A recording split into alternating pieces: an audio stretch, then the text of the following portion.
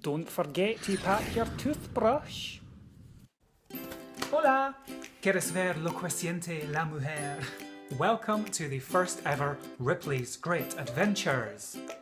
I'm really lucky because I get to travel all the time for work and for fun, so I thought that in 2018 I would start a vlog and start documenting all of my journeys.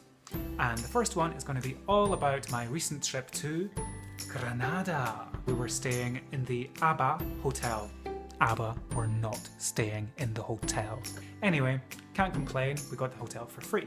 Not long after we arrived though, we had to head straight out because they'd put on a special evening for us at a place called Venta el Gato. Venta el Gallo? Venta el Gato, Venta el Gallo. One of those things. It was a flamenco evening. It was really, really good. Moving, powerful. I now feel like I want to stomp my feet all the time and wear big chunky wedge shoes so I could... just like that. The next morning we decided to go on a nice long walk all around one of the old central areas of Granada called Baeza, which is basically like...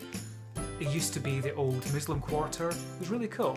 Luckily, we'd worked up an appetite because next we went on a tapas tour, which was organised for us by Granada Tours. They took us to two different places, La Borralla and TTT. Food was unbelievable. Some of the food was just amazing. Croquettes, loads and loads and loads of ham. Oh my gosh, and this Michelin star pork, the best pork I've ever had in my entire life. It was like charred, completely black all around the outside, and it was so crispy with like big flakes of salt. It was so good. The next day we went to Granada's biggest tourist attraction, which is the Alhambra, which is this huge fortress which is off on a big hill to the side. It's amazing. It's absolutely beautiful inside. It's like a sultan's palace. We then headed off to the Campo Pineda olive oil factory. We were given a guided tour. We were shown pretty much every single step of the process, which was amazing. Huge thank you to Jacqueline, who was our tour guide for the day. It was really, really interesting. The next stop on our journey was Cueva de los Ventanas. Did I get that right? Cuevas de los Ventanas, Europe's largest fully accessible cave. It's full of, you know, stuff. Ancient hyena dens, it's got all sorts of artifacts from the Neolithic period, and it's just an amazing space. It's used for all sorts of things as well, so there's like a concert hall deep down inside the cave. And then as the sun was setting, we drove to our hotel in Baeza, which was called Hotel Puerta de la Luna. This hotel was 4-star and it lived up to its 4-star status. It was beautiful on the inside.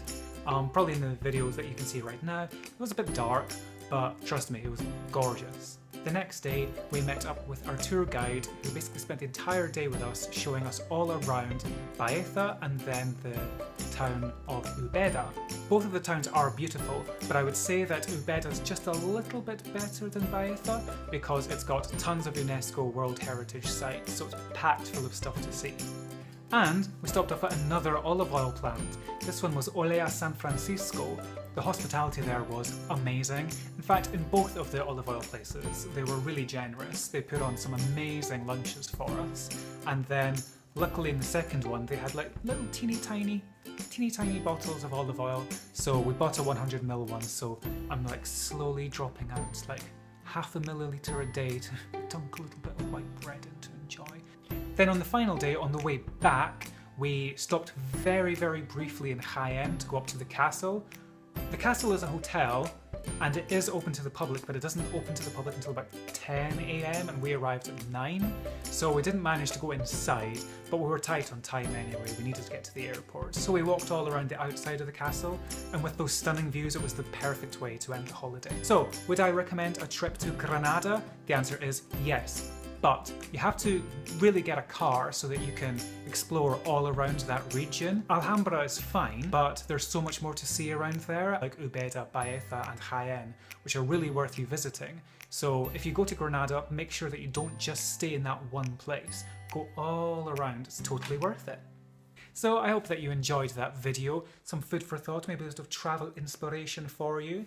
By the time this video is ready, I will probably be on a plane to Italy. I've never been skiing before in my life, but I'm about to learn, so stay tuned to find out if I live or die on the Italian slopes. Bye!